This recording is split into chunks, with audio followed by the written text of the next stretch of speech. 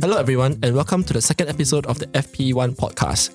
In this week's episode, we will be looking at a brief history of Formula One through the decades, from the 1950s until the present day. June and myself hope that our podcast series will help new fans get a better understanding of Formula One.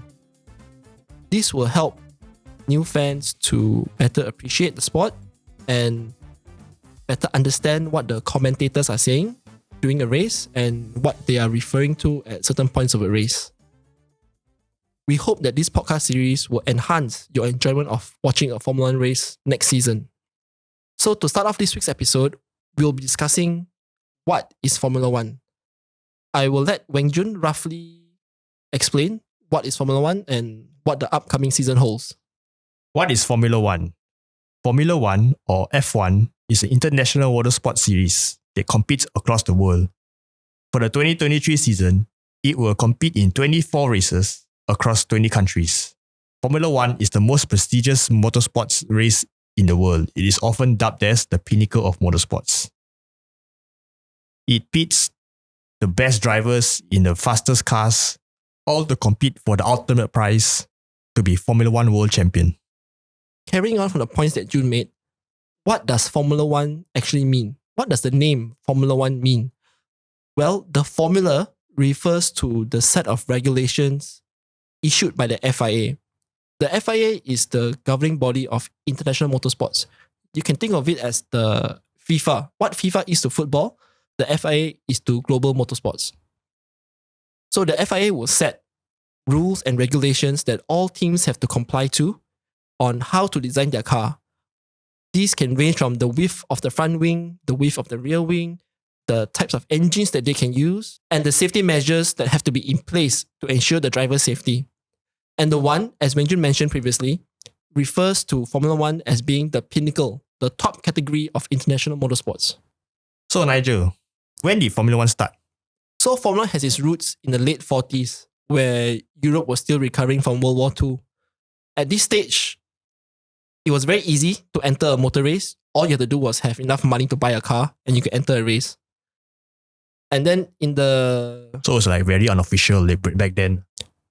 Yeah, it's more like a hobby. It's more like a Sunday hobby.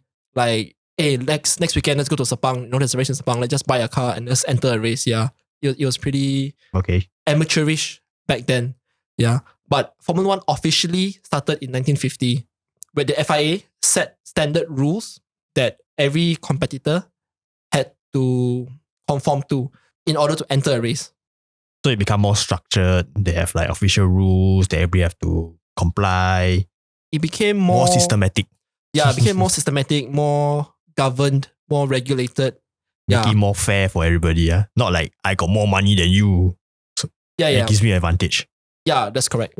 And then also the cars back then were just, huge engines connected to a gearbox, connected to a fuel tank on four wheels, with the driver sat right in between the engine and the fuel tank. Yeah. It wasn't very safe back then. Yeah. During the pit stops, when they wanted to know the tank was full, they would just fill the tank until the gasoline overflowed onto the driver's back, and they would like pour sand on him, wipe petrol off his face, and like, okay, you're good to go. Back then, I think they also they didn't have any like fire suits or anything. They just wore like normal shirt and then a simple cap, and then they just went racing. There's no safety belt and there's no airbag. No, none. I think it was just a very thin like wooden steering wheel. They wore like leather caps, and after the race, you can actually see the driver's face covered in exhaust fumes. Wow. Smart, yeah. Their face was just black. Yeah, back in those days, you basically had Italian teams dominating. Teams like Maserati, Alfa Romeo, and Ferrari. Nowadays, we look at Alfa Romeo, it's like, Alfa Romeo, back markers. I bet some of you don't even know this name, Alfa Romeo. yeah. But Alfa Romeo actually won the first, I think if I'm not mistaken, they won the first ever championship. With Nina Farina. Yeah. Yeah. Speaking of Nina Farina, some of the notable drivers in the era, in the 50s. Yeah. If you have an interest in learning more about the history of Formula One, you can look these guys up. So basically, you have legends such as Juan Manuel Fangio, the first ever driver to win 5 championships. So basically, his record stood from, I think, the late 50s until Schumacher beat him in the 2000s. 2006. So that's how dominant Fangio was. His record stood for 50 years? Almost, I think, almost 50 years. Yeah. And he won with Schumacher was dominant with 2 teams, Benetton and Ferrari. Fangio was dominant he won with Ferrari, he won with Mercedes, and I think he won with Alfa Romeo or Maserati. I think it was Maserati, yeah. I think he won with Maserati as well.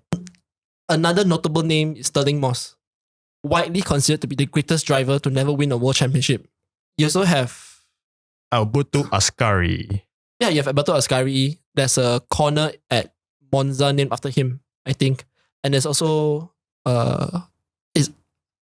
I think it's a car brand or a model of car also named after him. Yeah. I think in the early 2000s, I remember watching on Top Gear, they reviewed a car called the Ascari. Yeah. And then you have, this is interesting, you have a driver named Louis Chiron. You will know that surname Chiron because Bugatti, the latest Bugatti, the Bugatti Chiron, is actually named after him. Yep. The fastest production car in the world is named after him. Is it the fastest? I think one of the fastest. One of the fastest. Well, I know that he held the record, but I don't know whether if they're still holding it. But they definitely did held the record. Yeah, I think Koenigsegg has that record now, if I'm not mistaken. Yeah.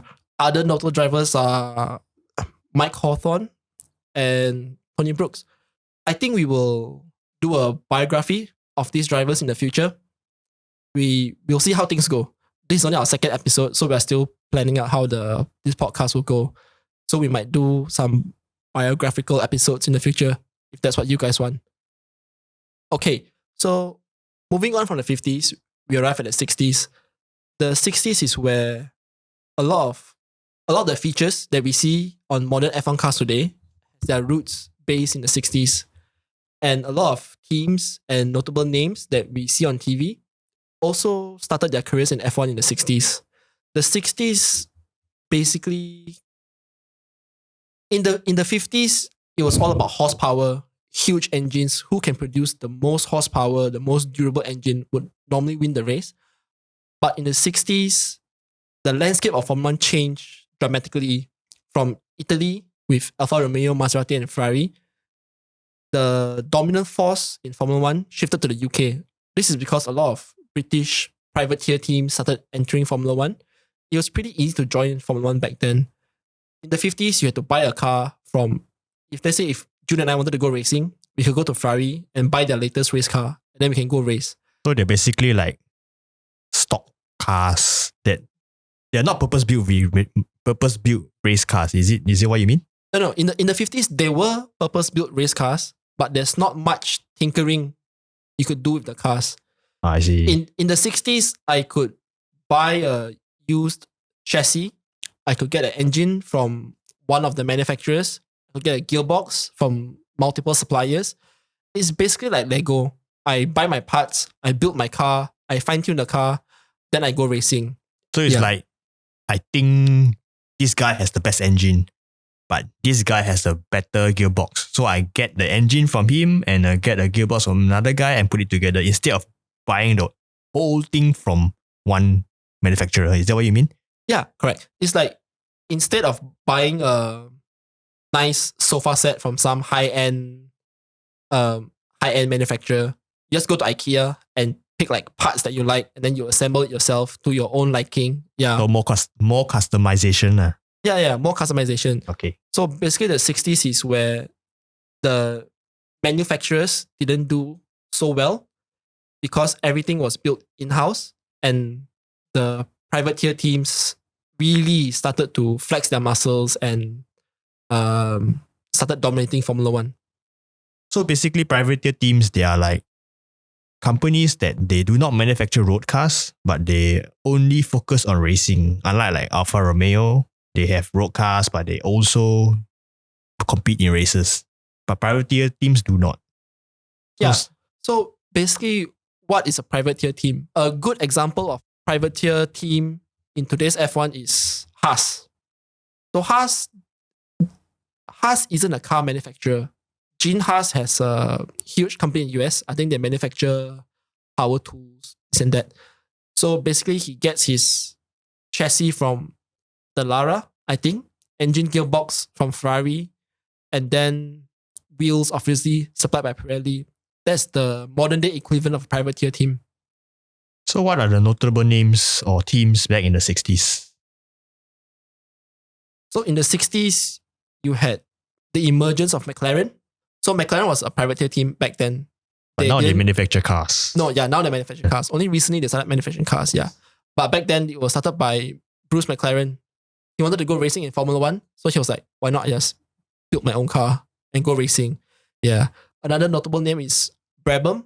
Sadly, they are not in F1 at the moment. But the Brabham family from Australia, they have a rich history in motorsports, not just F1. And of course, the 60s were dominated by Lotus. If you watch Formula 1 in previous seasons, Lotus is a back marker, or not doing very well. Kim Räikkönen and Roman Grosjean drove for them. They weren't that good. They won a few races here and there, but they weren't very good. But back in the 60s, they were Mercedes level of dominance. So speaking about Lotus, Lotus was a Formula 1 team in the 60s. It was founded by a guy named Colin Chapman. So people regard Colin as the Adrian Newey of the 60s, one of the best engineers that the sport has ever seen. He implemented a couple of innovations back in the day which still can be seen today in the modern Formula 1 car.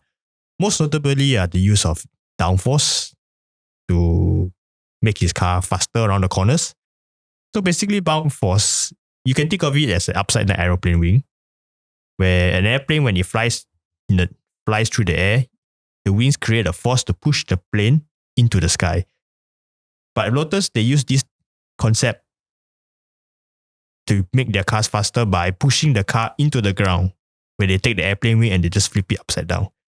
This gives it a lot of grip throughout the corners. They can make it turn faster than their competitors. This complements well with the fact that Lotus has a very big obsession with making their cars super lightweight. To Colin, lightweight is key. Yeah. Lightweight is everything. To him, horsepower is not important. To him, you can have more horsepower than me, but it's okay because my car is lighter than yours. Being lighter has a few advantages, like you'll be able to accelerate faster, stop faster, you can brake later than others, and you can makes your car more maneuverable. Yeah, so basically you can say that the 50s were all about horsepower, huge engines, huge amount of horsepower, fastest car wins. Whereas the 60s, due to Colin Chapman, he discovered that, okay, I can't make engines as powerful as the Italians, but what I can do is I can make my car more agile, more nimble. Whatever time I lose on the straights, I will. Yeah, he gained in the corners. Yeah, he'll gain in the corners because his cars are lighter. They can corner faster. Yeah, because they are light, they can brake much later. Yeah. So overall speeds of more F1 fuel cars. efficient also. Yeah, more efficient. I don't think they really care about fuel efficiency back then. Yeah. As you'll see in the coming decades, Formula 1 was still about power. How much power can your engine give me? They weren't really that environmentally friendly back then. Yeah, another thing about Colin Chapman was he was one of the first to put the engine behind the driver. Since Colin Chapman, almost all F1 cars actually have their engine and gearbox at the back of the car for better weight distribution. Yeah. And then he's the reason why modern day F1 teams make so much money. Because in the 50s, normally the color of the cars would be decided by which country you're from. Italy, red. UK, British racing green. Germany were racing silver. Colin Chapman was one of the first to introduce sponsors. Yes, use his car as a huge advertising board. Yeah, people were shocked when his Lotus turned up with I think it was like white, red, and gold livery of some tobacco company. Lotus is the first one that actually started to take money in from companies in exchange for advertisement. Yeah, so before Colin Chapman, the main sponsors of Formula 1 would be car manufacturers, tire brands, petrol companies, anything related to motorsports, anything related to the car industry. That's where the sponsors would come from. But after Colin Chapman, you had tobacco companies, liquor companies, Basically, fashion. anyone that has the money Yeah, anyone that has the money and interest and wants to do promotion. Yeah, Yeah. you go to Formula One to do international promotions. Some of the most iconic designs, Formula One car designs, liveries, colors, actually came from Lotus. Yeah, their black and gold Johnny Player Special. They have their yellow and green Jim Clark cars. You have the red, white and gold cars. Yeah, so a lot of iconic liveries from Lotus. So no doubt, Colin Chapman was one of the icons of the 60s. Yeah, and in modern day Formula One, you don't hear the name Ford mentioned a lot. But in the 60s, they were a dominant engine supplier. Basically, if you wanted to win in Formula One, you had to have a Ford DFV engine. Yeah. Yeah, then moving on, some of the notable names in the 60s were drivers like Jim Clark, Graham Hill. Graham Hill is the father of Damon Hill, the Sky Sports presenter. You had Bruce McLaren, founder of McLaren. You had John Surtees, the only person to win world titles on 2 wheels and 4. So he won in motorbikes and Formula One. And also the legendary Australian Jack Brabham. From our explanation of the 60s, you can see that basically modern day Formula One started in the 60s with downforce, the cars being lighter and not just about horsepower, sponsorships, great drivers, and innovation really pushing the limits of innovation. So now we arrive at the 70s. If the 60s was a decade whereby the technology of Formula One finds its roots, the 70s is where Formula One's commercial power, the commercial giant we know today as Formula One, finds its roots. In terms of technological advancement, the 70s basically took whatever the 60s had and put it on steroids. So you had bigger wings, more radical designs, you had engines with huge amounts of horsepower.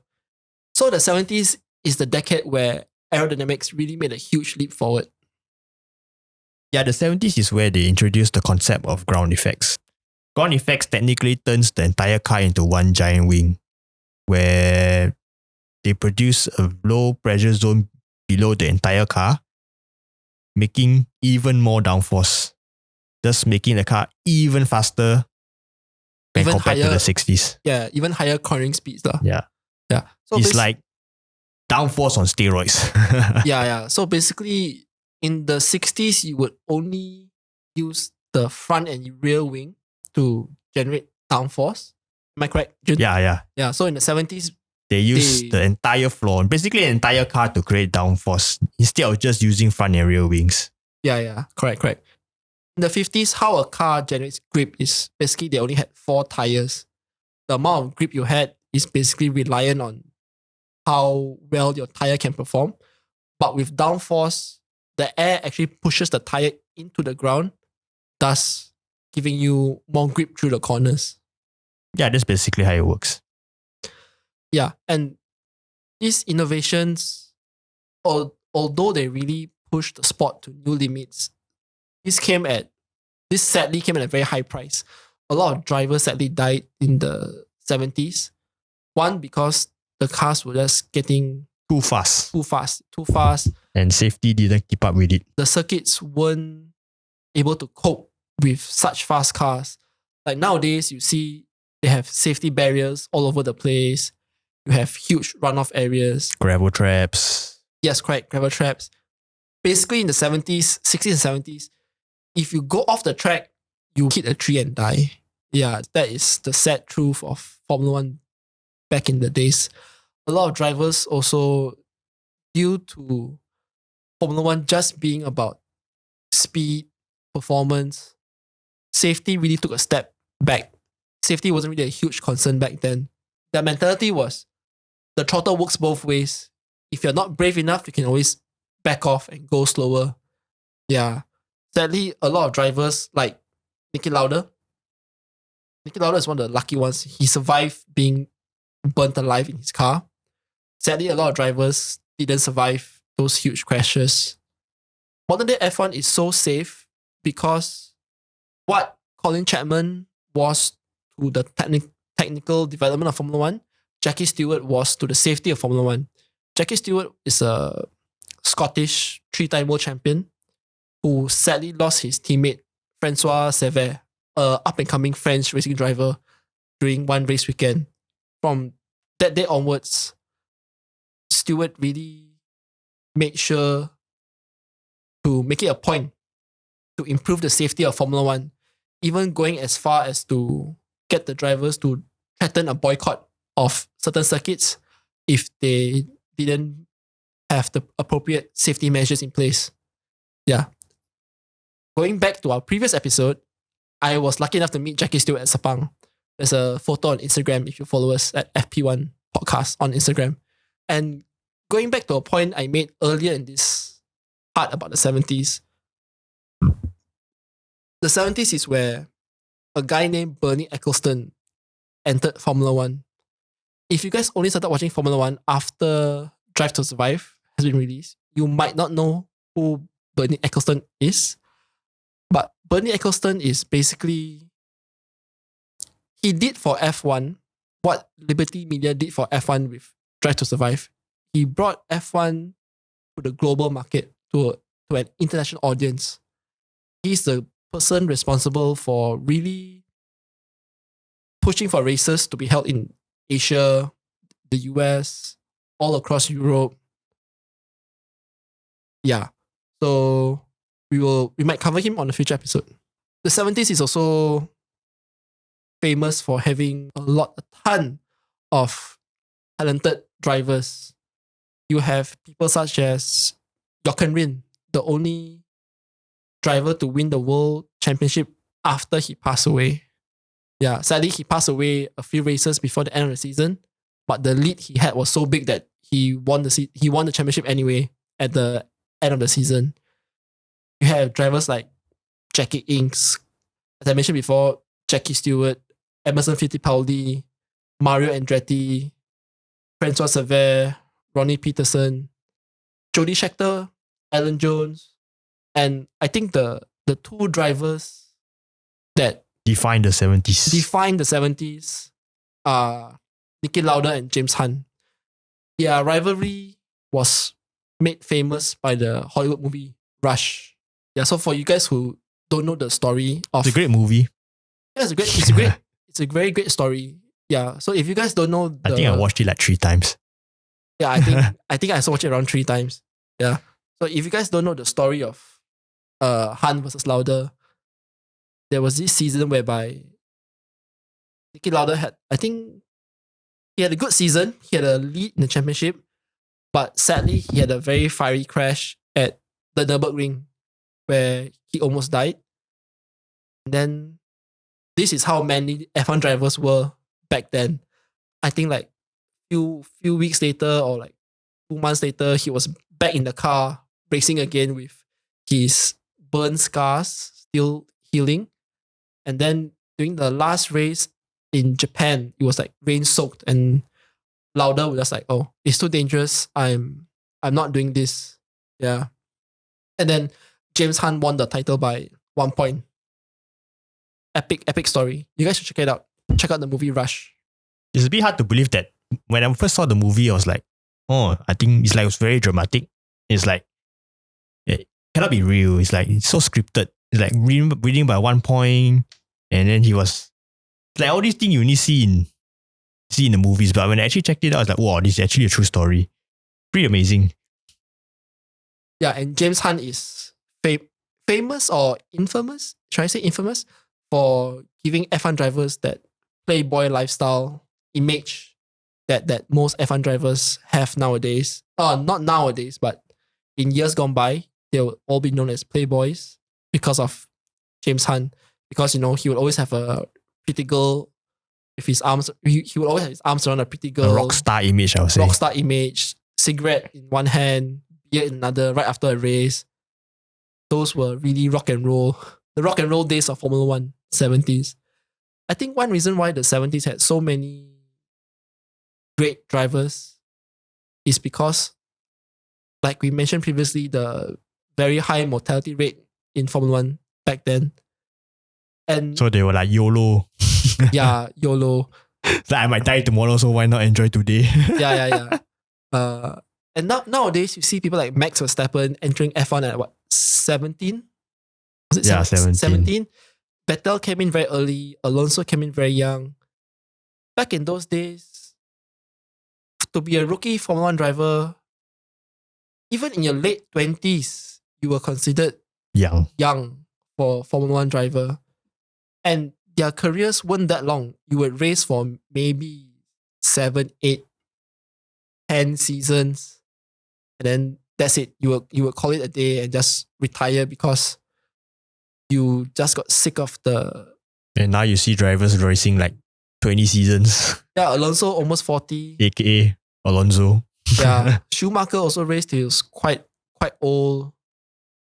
Surprisingly, Sebastian also raced until... Hamilton's in like 17th season now.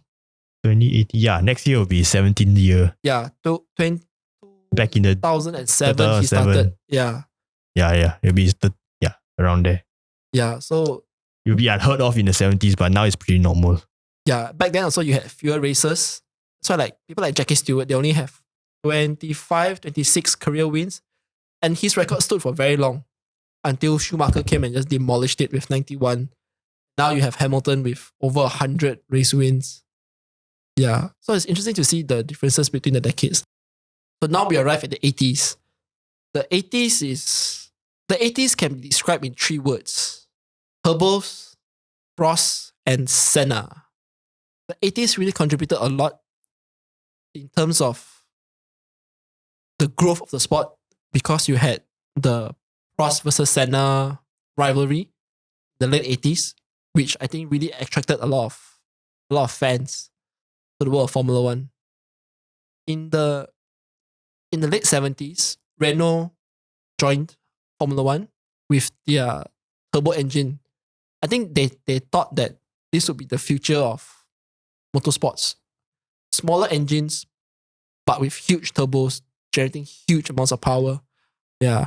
I think the 80s is whereby you had engines producing 1,002 horsepower. Yeah. I remember when the Bugatti Veyron first came out, it had 1,000 horsepower. And I was like, what? 1,000 horsepower? An engine can produce 1,000 horsepower? I didn't realize... To put things into perspective, a regular car on the road has around 80, 90 to 100 horsepower. Yeah, your basic Myvi has about 80. I think around 80. I think around maximum 80. 100. Yeah. Your higher end cars like Mercedes, maybe 200. Yeah. 200, 300. So this car max. has basically 6 times the power of a conventional car. And also up to this point, from the 60s and the 70s, F1 was mostly a privateer championship. Like a lot of private teams would enter they will buy engines from Ford or Honda or whatever. In the 80s, you can really see the manufacturers coming back to Formula 1 because they see a technological advantage of joining Formula 1. They can develop technologies in Formula 1 that can translate to their road car industry. Like Honda joined Formula 1 with McLaren, and I think they really dominated with their engines in the late 80s. Honda VTEC. Yeah, so the 80s... The 80s saw the introduction of turbocharged engines in Formula 1. Yeah, so Jun, what are turbos? How do turbos work? Turbos work by injecting more air into the engine, thus producing more power. An engine works by combusting fuel to produce power. So to combust a fuel, you need a mixture of air and petrol. Yeah, basically petrol to create power. To create more power, you need more fuel. With more fuel, you need more air. So turbo is basically a way to inject more air into the engine, allowing it to burn more fuel. So I can say that a turbo is like a fan. It spins and it just pushes more air into the engine. Yeah, another word of turbo is they call it forced induction, meaning it uses an external motor, not really a motor, it's like a fan. Turbine. Yeah, like a turbine to pump more air into the engine. An engine works by mixing petrol and oxygen, correct? Yes. To create a bang. Yeah. That bang pushes the piston and then does horsepower. Yeah, creates power. So to make a bigger bang, it's either you have more fuel or more air. More air. Yes. Yeah. So I think basically that's what turbo does. Yeah. So a turbo basically it pushes more air into the engine to make a bigger bang. Bigger bang. Bigger bang, bigger power. More power. Yeah. So nowadays in modern F1, you see the turbos are used to make the engines more efficient. Back then the turbos were just there for more power. Too much power, in fact. Yeah, I think. And back in those days, like nowadays, your engine has to last 3, 4 Grand Prix weekends. Back then, they could have one engine for qualifying. That engine would be qualifying spec. So it could produce 1,200 horsepower in Senna's Lotus, I think. 1,200 horsepower. Then in the race, they would tune it down because too much power, the engine would just blow. Yeah, you're overworking it. Yeah. And this contributes to the commercial might of Formula One played a factor into this because in the 70s, Bernie Ecclestone bought the commercial rights. In the 80s, it really bore fruit and the teams could really generate a lot of money through advertising. So they could basically have one engine for qualifying, one engine for the race. Every weekend, every race. Yeah. So they weren't just burning fuel racing, they were burning money, cash. Burning cold hard cash. Another major development in terms of safety for Formula 1 was the carbon fiber monocoque or survivor cell. This survivor cell protects the driver from impacts from the sides and from the front. So yeah, this played a huge role in increasing the safety of Formula 1. I think compared to the 70s, the 80s had relatively less casualties. Yeah, speaking of carbon fiber is sort of a space age technology back in the 80s. Well, now it's not so space age anymore because it's quite common. But back in the 80s, it was this new founded material that has twice the strength of steel, is it? Yeah. It was many times stronger than steel, maybe like 2 or 3 times stronger than steel. But much the lighter. fraction of the weight. Yeah. So you could have like 10 grams of carbon fiber, but have the strength of 100 kilos of steel.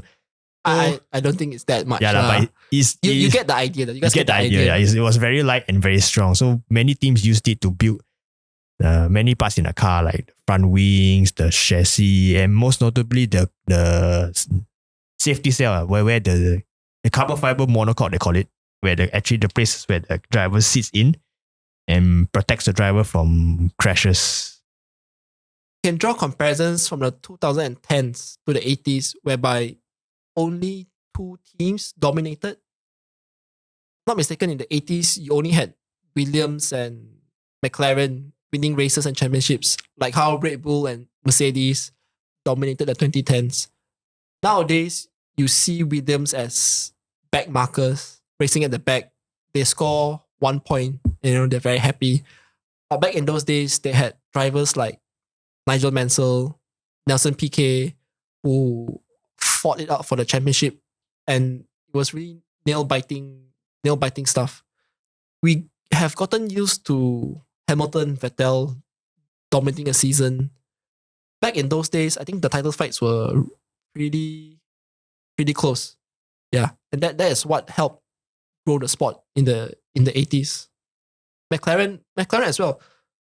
Nowadays, McLaren is sort of Best of the rest. best of the rest, the best of Formula 1.5.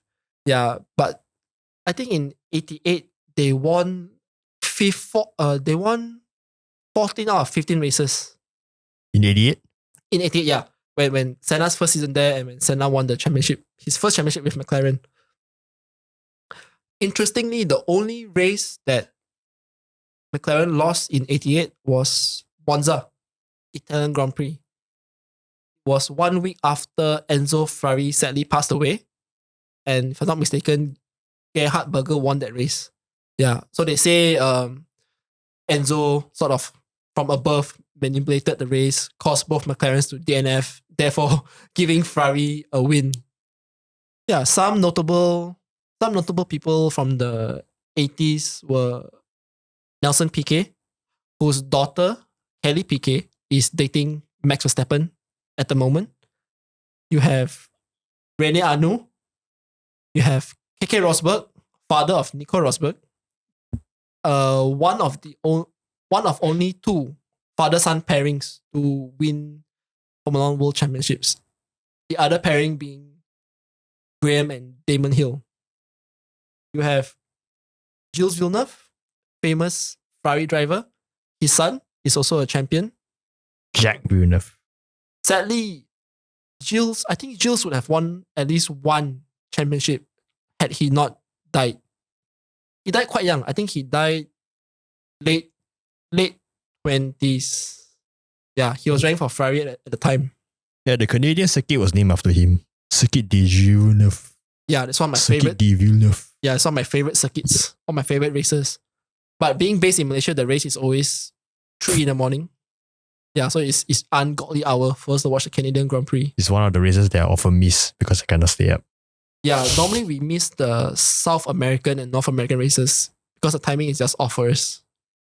Yeah, moving on, you have 4-time world champion, Alain Prost, commonly known as the Professor. He went racing. His aim was not to be the fastest.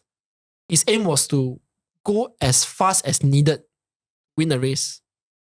If he could beat you by 5 seconds, he would be happy. You know, even though he could win by 30 seconds, he didn't really want to push the limits of the car. Back in those days, the cars weren't as reliable as they are now. So being a smooth driver, not really pushing the car to the limits was actually a good attribute to have. You have Nigel Mansell. You have arguably the greatest driver, Ayrton Senna. The GOAT. Yeah. Based on pure speed, raw talent, it's very hard to argue against Senna being the best. Again, another F1 driver who sadly passed away too young. You have Sky Sports presenters Martin Brundle and Johnny Herbert, also debuted in the 80s. Another personality in Formula 1 who reached his pinnacle in the late 80s, early 90s was Ron Dennis. He is the person responsible for making McLaren one of the biggest names in motorsports and the automotive industry. During his tenure, I think McLaren won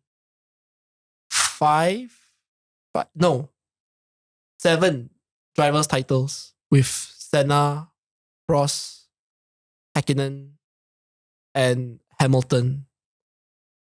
7 or 8. I think Prost won 3 titles. Senna won 3 titles. That's 6. Häkkinen 2. Hamilton 1. no 1. 9. 9 world champions. 9 world championships because of Ron Dennis and his clinical OCD way of running a team. Yeah, McLaren were famous for having spotless work days in the garage.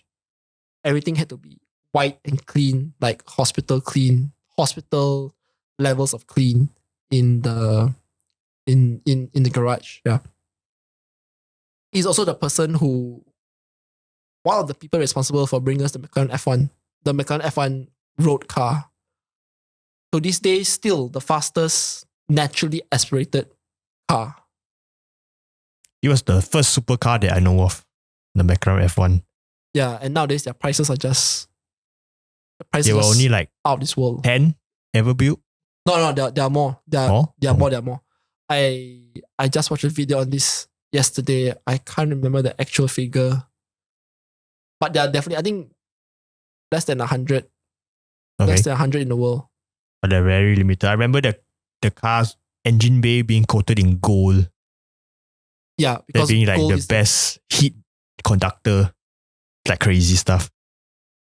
And your car seat is in the middle. You sit in the middle. Your driver's seat is in the middle, and you have two passengers to your left and the right. I remember he quoting saying that he wanted to make the car a single seater, but he was saying like, what's the point of having a single seat car? I mean, single seater road car where you cannot share it with your friends. So he made it into a 3-seat car. Yeah, the designer at McLaren was Gordon Murray. He's the one who designed the McLaren F1 car. So can you imagine designing one of the most successful F1 cars of all time and one of the most successful or one of the most famous road cars of all time? That guy's a real genius. And like the McLaren F1 was so well designed that your suitcases and all could fit. You could fit actual luggage. It's a practical car. It's not just a fast car. It's a practical car, sports car, multi-purpose, all round. The car was so good that went to Le Mans and won. I think it was like first, second, third, fifth overall in Le Mans. And it wasn't even designed to be a race car. It was just designed to be a road car. Yeah, that's really good engineering right there. Okay, so I think that wraps up the 80s. In our next episode, we will discuss the 90s, 2000s, up till present day. So thank you so much for listening to us. I've been Nigel. And I'm June. See you guys in the next episode, and don't forget to follow us on our social media platforms, Instagram, Facebook, YouTube, the usual. Yep. Thank you very much, and see you guys in the next episode.